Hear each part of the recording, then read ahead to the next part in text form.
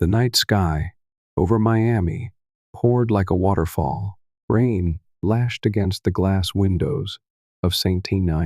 Jude's Memorial Hospital, where Joseph and Amanda Whitmore sat anxiously awaiting the birth of their first daughter. Joseph gripped his wife's hand tightly and whispered, "We're going to be a complete family, I promise." Evelyn Rose Whitmore was born under the dim, hazy lights of the delivery room. Her eyes were amber, the exact same shade as Amanda's, and it made Amanda burst into tears of joy.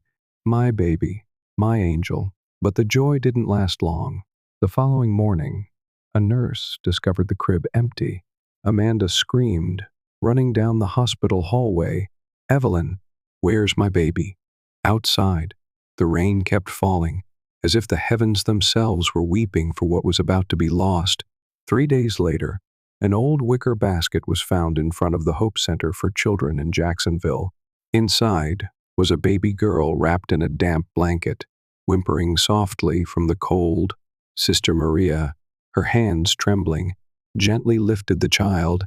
"Oh heavens, where did you come from, little angel?" They named her Hope. In the years that followed, Hope grew up like a lost star in a dark sky. She had no toys, no family, but her eyes held something even the nuns couldn't explain, a quiet, haunting sorrow, deep and endless. "You're not like the other children," Sister Maria once said. "You sit by the window for hours, staring out as if waiting for someone." Hope smiled softly. "I don't know who, but I believe someone will come for me." In Miami, inside a villa overlooking Biscayne Bay, Joseph and Amanda had slowly come to accept the painful truth. With no hope left of finding Evelyn, they adopted a little girl named Chloe, thin, quiet, but quick-witted and eager to please. Chloe grew up in comfort and luxury, attending an expensive private school, taking horseback riding lessons, learning music. Yet deep inside, she carried a constant fear. What if Evelyn comes back one day? One evening, Amanda gently stroked Chloe's hair and said, "No matter what happens, you will always be my daughter." Chloe gave a faint smile, but in her heart, a small flame of jealousy had already been lit. At 21, Hope received a full scholarship to Columbia University in New York, a place where America's elite gathered. She stepped onto the campus in worn-out shoes, carrying books, pens, and a belief that education would be her path out of the past. In her international economics class, Hope sat next to a girl who radiated aristocratic elegance. "Chloe Whitmore," the girl said, her voice brimming with confidence. Hope smiled. Hope, just Hope. She glanced at the silver heart-shaped necklace peeking out from Chloe's collar. Hope's eyes darkened. She had dreamed of that necklace many times. How could it match so perfectly? Hope began to lose sleep. Fragmented dreams of a woman's hand, a baby's cry. Hospital lights came rushing back each night. One day in the library, she stumbled upon an old newspaper article. "Whitmore daughter mysteriously vanishes in 2003. Accompanying it was a photo of a newborn baby, and Hope felt as if she were staring at herself. She went to an independent DNA clinic. The day she received the results, her hands trembled. The words "match 99.99% appeared. She collapsed into a chair. "So, I've never really lived under my true name." Joseph froze when he saw Hope. He whispered, "Evelyn." Amanda broke down in tears, embracing her daughter tightly. Hope cried too, but not from the joy of reunion.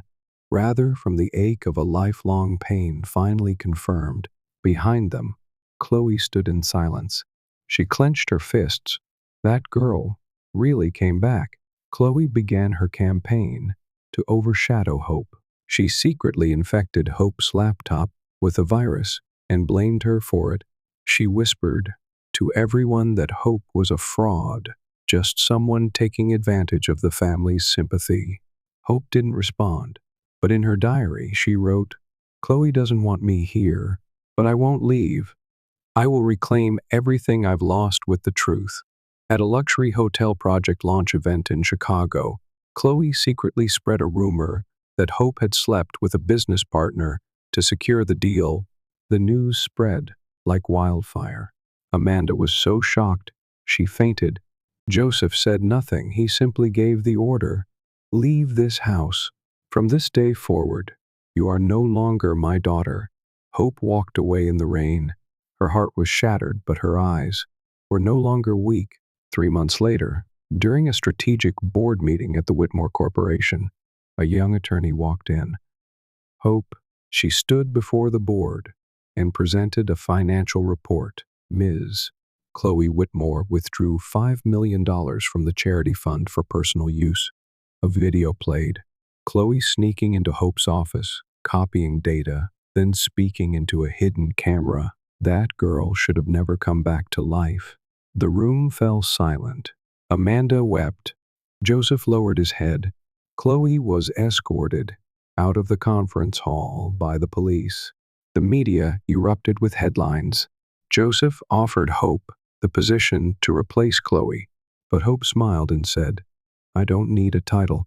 I just want to live true to the name Evelyn, someone who refuses to be broken." She went on to found Eyes of Evelyn, an organization that helps orphans reconnect with their roots and supports those who've been falsely accused in reclaiming justice. When asked, "If you could go back in time, would you choose to be Evelyn from the very beginning?" she replied, "No, because it was Hope who taught me how to be human." The story Eyes of Evelyn is not just a journey of a young woman seeking her true family. It is a journey of rediscovering herself. Evelyn, or Hope, is not a symbol of misfortune, but the embodiment of resilience, of unyielding kindness in the face of deceit, and of a light that continues to burn within wounded souls. This story reminds us that identity doesn't define a person's worth. Living true to one's heart is what defines character. Kindness is not weakness, and sometimes forgiveness is not surrender, but rising with dignity. Truth may be hidden, but its light will always find a way. Evelyn didn't return to reclaim power or status. She returned to uncover the truth, to defend her honor, and to bring hope back to those who had been forgotten. And that is the most profound message this story offers. You can be stripped of everything: your name, your identity, your family, but no one can ever steal your strength or the light in your eyes, unless you let them. Stories Across Time is where timeless stories are retold with emotion, compassion, and the power of faith. Each video not only touches your heart, but also helps you see life through a deeper, more thoughtful lens.